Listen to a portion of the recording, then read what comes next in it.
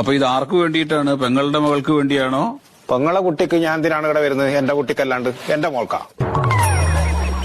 നിങ്ങളുടെ മോൾക്കോ? അതെ. അപ്പൊ നിങ്ങൾക്ക് ഭാര്യയില്ലേ? ഭാര്യ ഉണ്ടല്ലോ, വിധവയാണല്ലോ. അപ്പൊ നിങ്ങൾ മരിച്ചോ?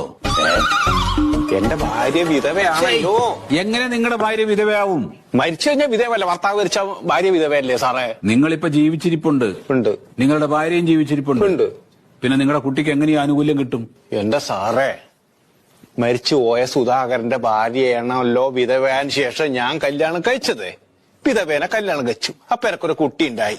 അപ്പം വിധവേന്റെ കുട്ടിയല്ലേ ഈ കുട്ടി. ഈ കുട്ടിക്ക് വേണ്ടിയുള്ള ആനുകൂല്യത്തിനല്ലോ ഞാൻ ഇവിടെ വന്നത്. നിങ്ങൾ വിധവയെ കല്യാണം കഴിച്ചാലും ആരെ കല്യാണം കഴിച്ചാലും ആ സ്ത്രീയെ നിങ്ങൾ കല്യാണം കഴിച്ചപ്പോ ആ സ്ത്രീക്ക് ഒരു ഭർത്താവായില്ലേ? അപ്പൊ വിധവ അല്ലാണ്ടാവുകോ? വിധവയല്ലേ, ഞാൻ വിധവേനല്ലേ കഴിക്കുന്നത്. എന്റെ സാറേ, മനസ്സായിട്ട് പറയുന്നത്. നിങ്ങൾ മരിച്ചു പോയിട്ടില്ല. ഞാൻ ജീവിച്ചിരിപ്പുണ്ടല്ലോ, ഇപ്പൊ ഇങ്ങനെ നിൽക്കുന്നുണ്ടല്ലോ. ഉണ്ട്. നിങ്ങൾ ജീവിച്ചിരിപ്പില്ല? ഞാനുണ്ട്. അപ്പൊ നിങ്ങൾക്കിപ്പോ ഭാര്യയുണ്ട്. വിധവയായ ഭാര്യയുണ്ട്. വിധവയായ ഭാര്യയല്ല, ഒരു വിധവയെ നിങ്ങൾ കല്യാണം കഴിച്ചു. അപ്പൊ ആ സ്ത്രീ വിധവയല്ല.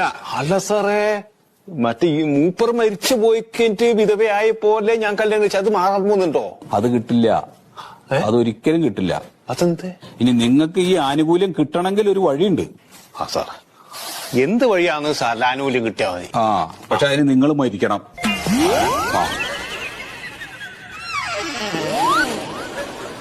ഞാൻ മരിക്കണം. ആ, ഞാൻ മരിച്ചിട്ട് സാധനം അതവിടെ ഇതൊന്നും എനക്ക് വേണ്ട.